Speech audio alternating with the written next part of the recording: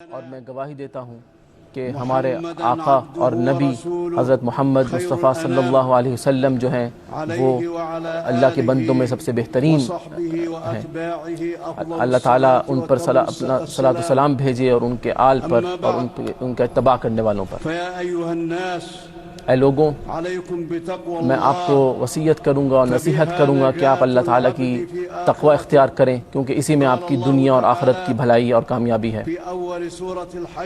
اللہ تعالیٰ سورہ حج میں فرماتا ہے، اے لوگوں، اپنے رب سے ڈرتے رہو اور اس کی تقوی اختیار کرو،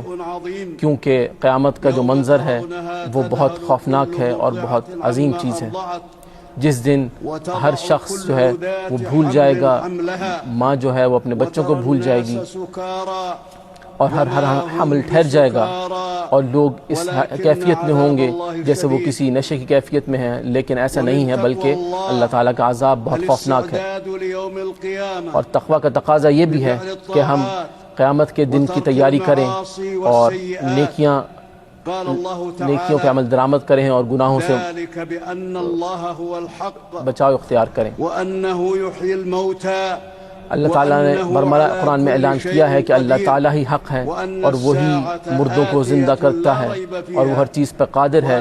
اور قیامت کے دن نے بہرحال آنا ہے، اور اللہ تعالیٰ نے قبروں میں سے بندوں کو دوبارہ مبعوث فرمانا ہے۔ اور آخرت کی تیاری کے لیے سب سے اہم عمل یہ ہے کہ آپ توحید اختیار کریں اور اللہ تعالیٰ کی عبادت اختیار کریں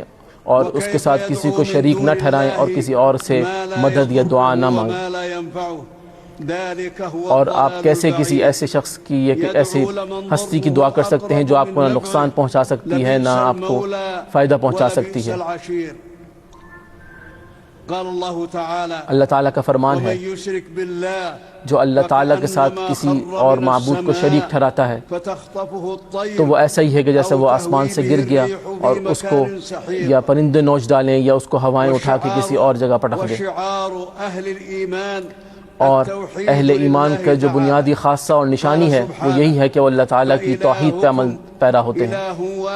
اللہ تعالیٰ نے ایک اور جگہ اعلان کیا کہ تمہارا خدا اور معبود ایک ہی ہے، لہٰذا مسلمانوں کو بشارت دے دیجئے۔